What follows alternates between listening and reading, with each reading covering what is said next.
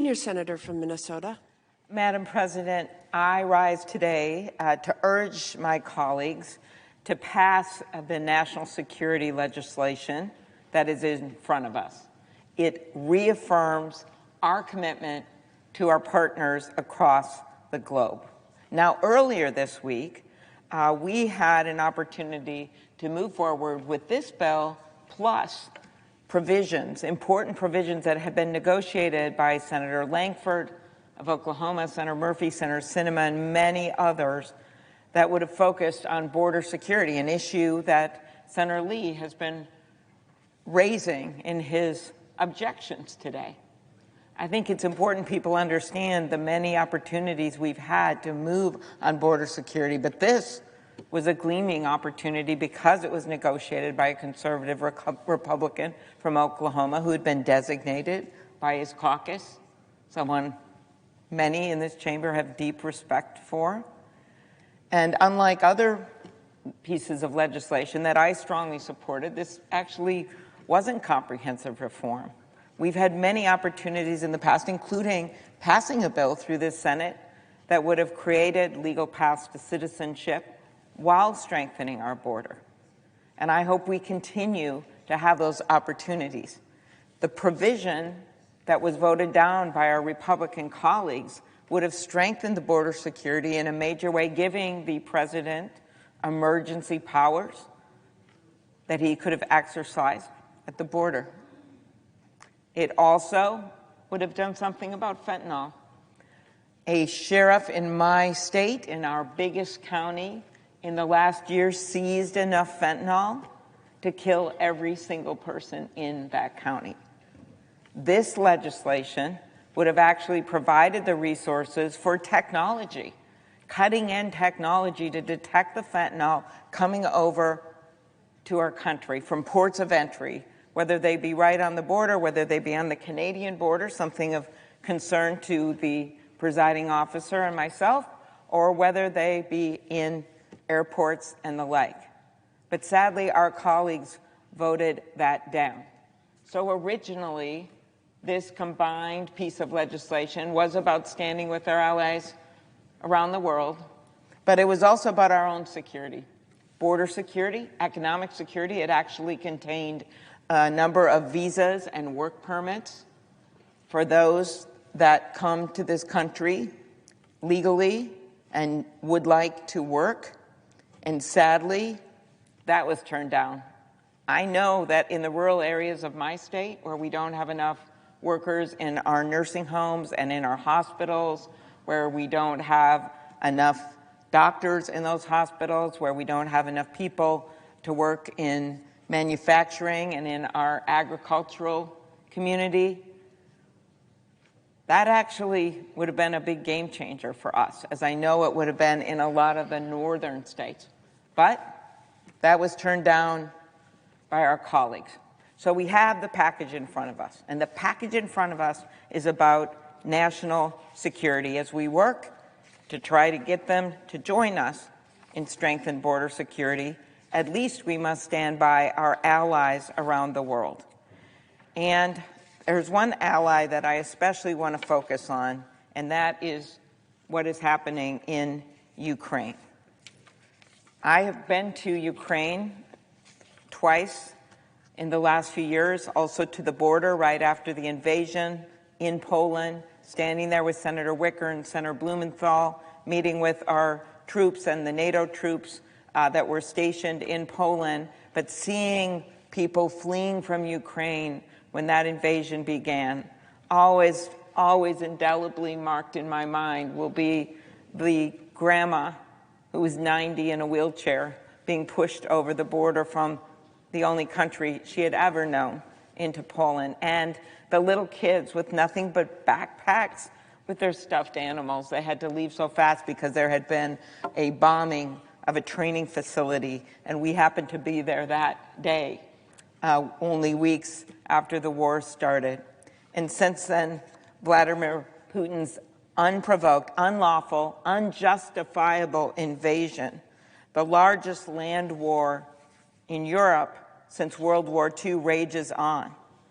This is not only a battle for Ukrainian sovereignty, it is a battle for democracy itself. And just as Vladimir Putin has shown his true colors, razing cities to the ground, slaughtering innocents, abducting children, the Ukrainian people have shown theirs, defending their democracy in brilliant blue and yellow. They have succeeded, even taken back some territory because of their unbreakable resolve. But also because countries across the globe, as far away as Japan and South Korea, their neighbors in Europe, the United States, Canada, have stood with them. And now is not the time to give up. Over 100,000 Ukrainians have been wounded and 70,000 have been killed. And in the words of the NATO Secretary General, the war has become a battle for ammunition. Russia is firing nearly 10,000 rounds a day, while Ukraine is only managing 2,000. It is not just the U.S. that has stood up to this challenge with not only military aid and expertise, but also, of course, humanitarian aid.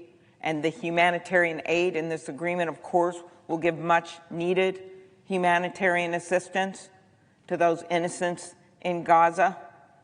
And we all mourn what's happening there right now. It will help people throughout the world. But it's important to note that it isn't just the U.S. standing up. Our European allies are standing up to this challenge. The British Prime Minister visited Ukraine in January and promised to increase funding to over $3 billion by next year.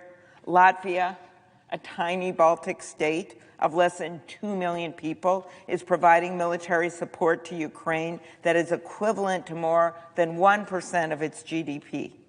They have also trained 3,000 Ukrainian troops and plan to train more as the fighting continues.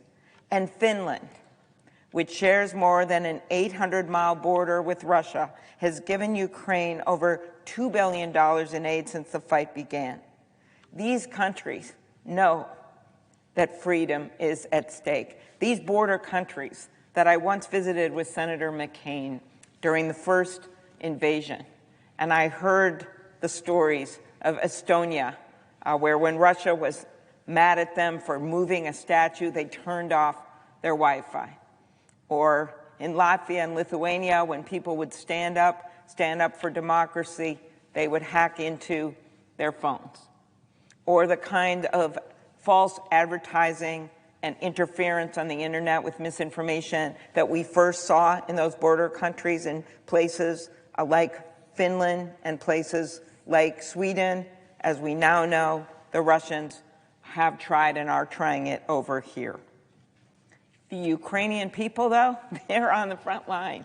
While we deal with this over the internet, as hard as that is, they are dealing with it on the front line, shedding blood, killing hundreds of thousands of Russian soldiers, standing up for their homeland, the chef cooking meals for troops on the front lines, a nurse who traded in her scrubs for camo and now serves as a field medic, the martial arts teacher leading an 11-man recon unit to keep his village safe. These are the lives at stake. And as President Zelensky said in September, there is not a soul in Ukraine that does not feel gratitude to you, America.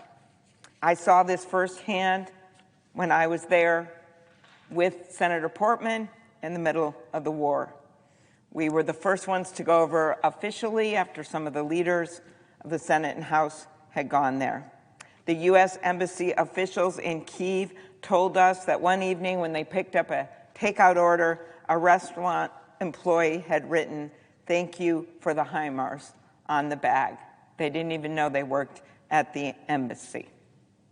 U.S. aid has empowered Ukraine to take back half of its country. It has saved lives. It has given families hope that there will be a future. And when you think of the numbers, today more than 6 million Ukrainians have been forced to flee their homeland. 6 million Ukrainians. Just as our Polish allies and the other countries in the region have taken in refugees. America has too, especially in my home state of Minnesota that has always had a proud Ukrainian American population. I've met a number of refugees. Sometimes it's flower farms where the Ukrainians would come to work in the summers and bring back money home. Well, now they're staying there and bringing in their families, and the farmers have taken in their families. Sometimes it's people who simply had no place to go, and the relatives, distant relatives, took them in. I've met them at the Ukrainian churches, and I've met them in their workplaces. It is a very hard situation, and to a T, every single one of them says, I just want to go home. Throughout our history, America has never failed to defend our friends in this manner if we were just to simply withdraw. Just like that, just because of dysfunction in this place, how could we ever explain that and hold our heads high with the rest of the world? The question is, as Vladimir Putin seeks to wipe Ukraine off the map and march right in and could easily march right into a NATO country and put America and our military right in the middle of a major war. The question is, will America answer the call of the Ukrainian people? To me, it's not a question. It's a must. We must be here for Ukraine, for the moms, dads, grandmas, grandpas, kids, and grandkids who are counting on us. We must say, as President Zelensky said on the first day of the invasion when he went down to the street corner and said 3 simple words, we are here. It is now our moment to say we are here. One other topic, Madam President, that I wanted to discuss today is the work that we are doing on the Afghan Adjustment Act amendment. We don't know if there are going to be amendments, but if there are, I hope with the strong bipartisan support that we have for this measure, that we will be able to have a vote, which we know will pass, on this important measure. This is an obligation, a security obligation. Just as I talked about the border and our obligation to do something on the border and to make sure we have a strong legal immigration system, just as I talked about Ukraine and the importance of standing with that ally, just as I talked about the importance of humanitarian aid to Gaza and places around the world, we also have an obligation to stand with those who stood with us. That's about keeping promises. That's about keeping our covenants. So yesterday, I filed a bipartisan amendment based on the Afghan bill that Senator Graham and I have long put forward. This is an amendment that Senator Jerry Moran, the highest-ranking Republican on the Veterans Committee in the U.S. Senate, and I have put forward. Senator Graham is also a co-sponsor of this amendment. Our co-sponsors include Senator Wicker, who is the highest-ranking Republican on the Armed Services Committee, Senator Cassidy, Senator Mullen, Senator Tillis, Senator Murkowski, Senator Crapo, and I note that Senator Graham is the ranking member on the Judiciary Committee of the Republicans, Senator Round, Senator Capito, of course, many Democrats, including Senator Coons, Senator Shaheen, Senator King, Senator Blumenthal. This is about doing right by those who stood shoulder to shoulder with our troops. This amendment is supported by so many of the groups that stand with our veterans. And I note when and I'm sure you, Madam President, Senator Kane, who is with us today in the chamber, when we go and talk to our veterans, meet them wherever they are, they talk to us about things like burn pits, exposure to burn pits. Oftentimes, it's not the vets who are actually exposed to the burn pits, but they know someone that was, or someone's husband that was, or someone's wife that was, and they're looking out for them. And oftentimes when they talk to me about benefits, it will be about someone they know that has PTSD or someone who has mental health issues. It's very rarely about their own problem. That's the same thing going on here. This is legislation, And I have never seen so many vets come up to me about something where they get so emotional, because it is about the people that stood with them on the front line, the translators, the people who gathered intel, the people that were willing to take a bullet. And that's why this bill, this amendment we've put forth, has the strong and never-ending support of groups like With Honor Action, No One Left Behind, Operation Recovery, the American Legion, the VFW, I would add the U.S. Chamber of Commerce, as well as many of our nation's most revered military leaders, including Admirals Mike Mullen, William McRaven, Generals Richard Myers of the Air Force, Joseph Dunford from the Marine Corps, Stanley McChrystal from the Army, and the list goes on and on. I literally have hundreds of generals who have commanded troops all over the world in many different conflicts who say, this is a fight worth having. Because when the Vietnamese and the Hmong stood with our troops in Vietnam, and when we withdrew, and so many of them fled to our country, we didn't just leave them in legal limbo. We didn't just leave them, as happened to, as Senator Kaine is aware, one of the Afghan interpreters who was working as a double shifts as a driver with Lyft and Uber and ends up getting murdered. We didn't leave them back then in legal limbo. We made sure that they had a path to permanent residence. We made sure that they were able to live in this country with dignity. And what did we get out of it? Besides the obvious national security implications that others will want to stand with us because they know we keep our promises, what did we get out of it? A thriving Hmong and Vietnamese community in this country, just as we have with others that have stood with us. They are now nurses and doctors and firefighters. They're teachers. My daughter went to elementary school. Half her class was Hmong. That's what we did for those communities. And now they are a part of America, because in America we know that immigrants don't diminish America. They are America.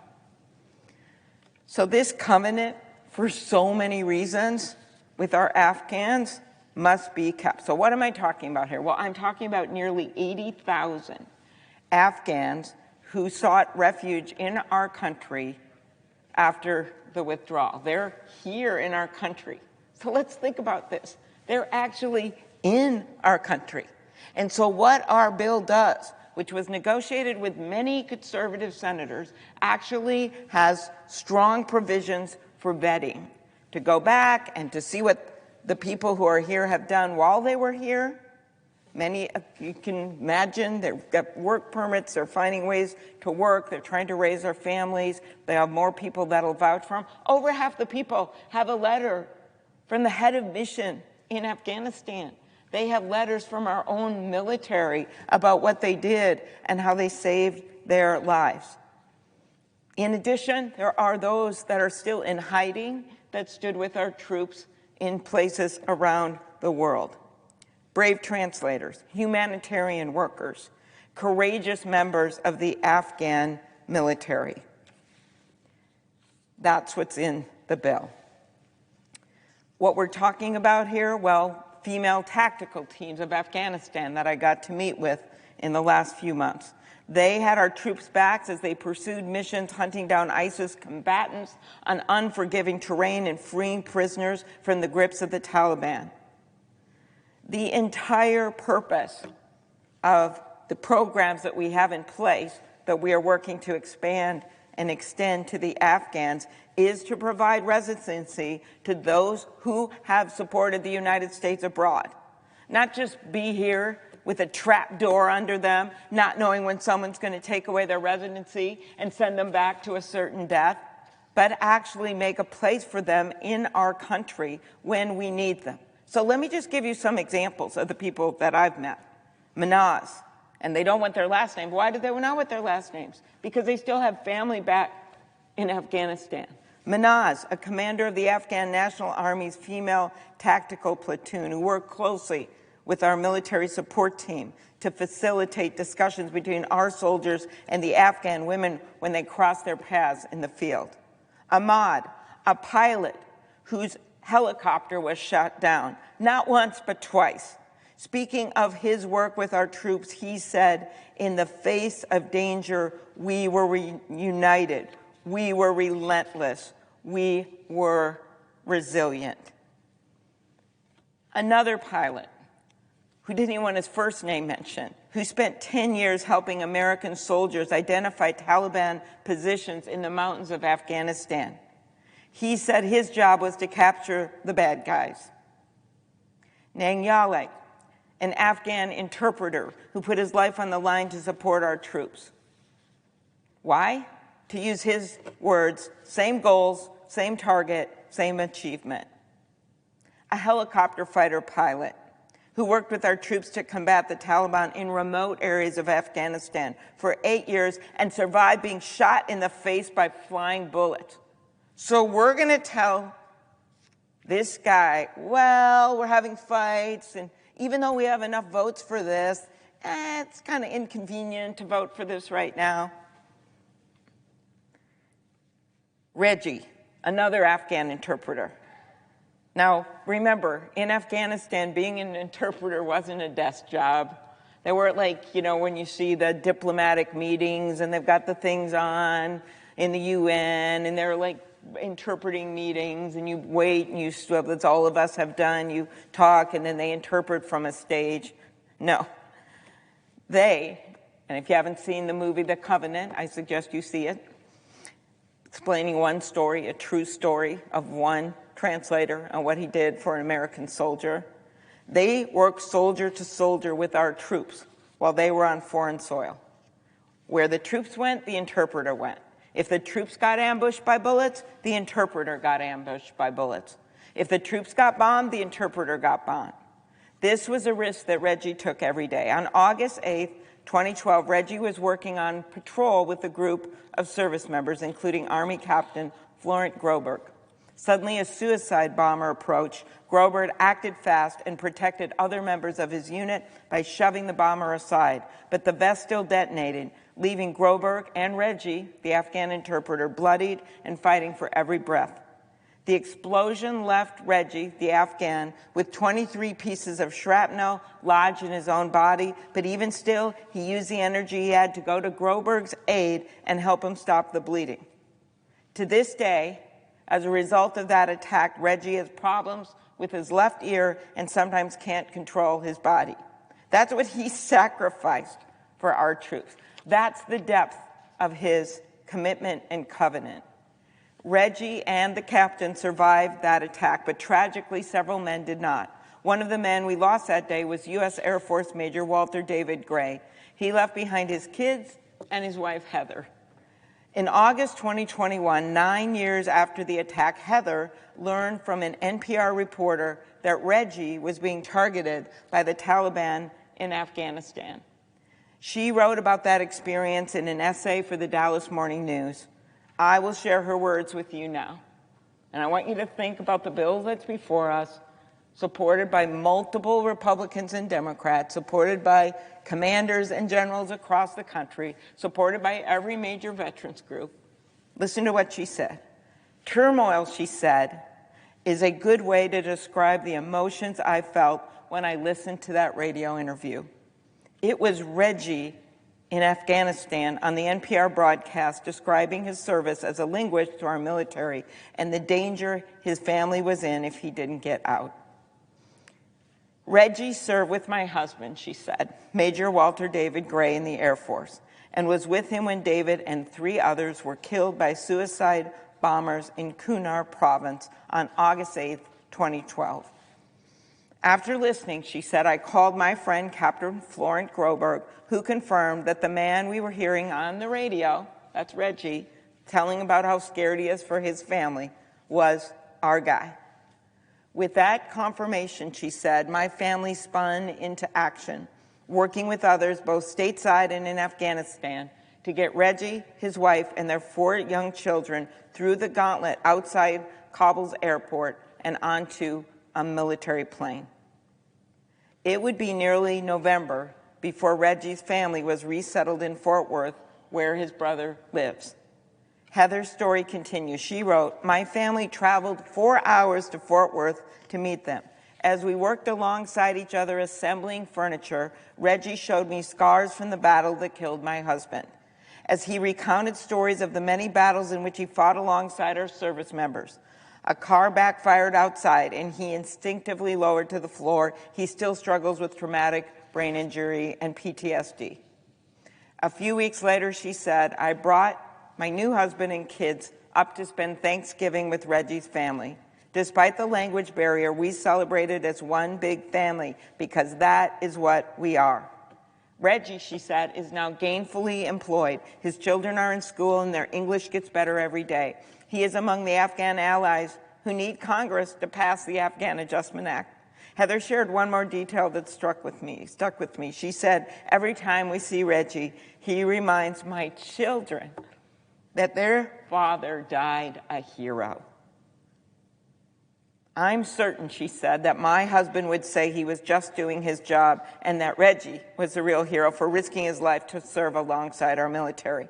In honor of these heroes, our U.S. military, but also those that served with them, we must pass this amendment.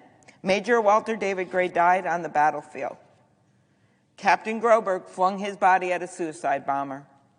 But after the explosion, a bloody Reggie focused his energy on taking care of the captain. That is why we have this broad support of people who are not going to let this go. American Legion, Iraq and Afghan Veterans of America. As they wrote in a letter, America's veterans served with Afghans for 2 decades in Afghanistan.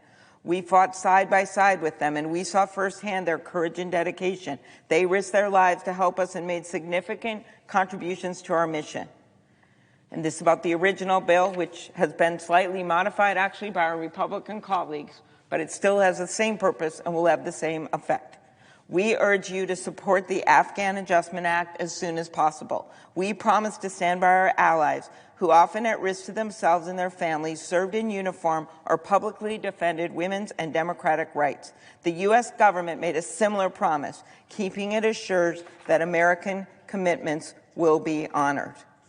Or listen to national security experts from Republican and Democratic presidents.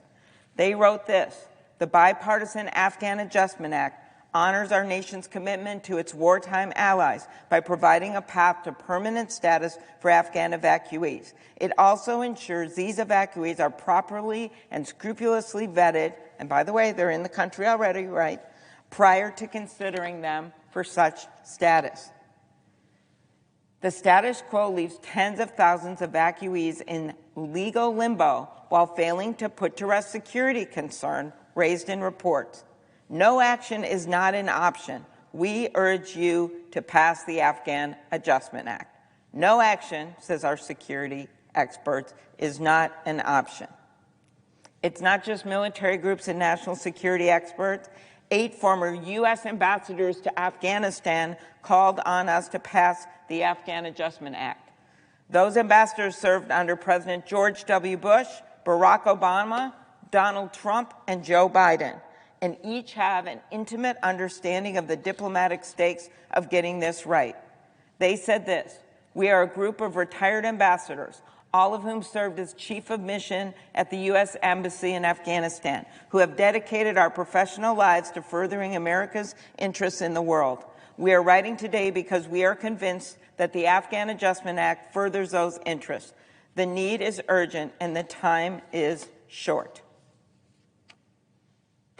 And let me list some of the military leaders: General Dunford, Admiral Mike Mullen, who support this bill, who have made this a major priority, who have made calls about this bill. Maybe, just maybe, it is worth listening to them and simply getting a vote on this piece of legislation that has been vetted itself through multiple Republican senators. It is not the original bill, which was good enough to get the ranking member of the Armed Services Committee and the ranking member of the Judiciary Committee, but it's actually the bill that was negotiated with Senator Langford that was included in the original package. But why am I calling on an amendment here? Because this is a national security package, and this is a national security issue to keep our covenants. Dunford, Mullen, Myers, Styrides, General Peter Corelli, General Stan McChrystal, General David McKieran, General William McRaven, General Austin Miller, General John Nicholson, General David Rodriguez, General Curtis Scaparrotti, General Raymond Thomas, General Joseph Votel, General Mark Welch, and the list goes on. What did their letter say? If Congress fails to enact the Afghan Adjustment Act, the United States will be less secure. Potential allies will remember what happens now with our Afghan allies. If we claim to support the troops and want to enable their success in wartime, we must keep our commitments today. To conclude, Madam President, we have Republicans, Democrats, military and veterans groups, national security leaders, retired leading U.S. ambassadors to Afghanistan, and flag officers all on the same page. We have worked on this bill, made changes for multiple senators over the years. There's actually not that much controversy about the language of the bill, and we have the votes to get it passed. I don't believe there's any more excuses. The way I see it, this is about our national security. That's what this package is. A moral example for the world, and showing people everywhere in every corner of the earth that when America makes a promise, when America makes a covenant, it will be kept. Madam President, I yield the floor. Madam President.